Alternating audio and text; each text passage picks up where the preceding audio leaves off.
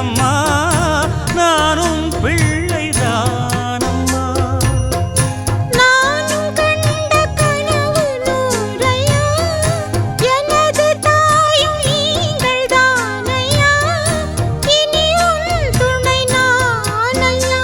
என்னைச் சேர்ந்தது கொடி முல்லை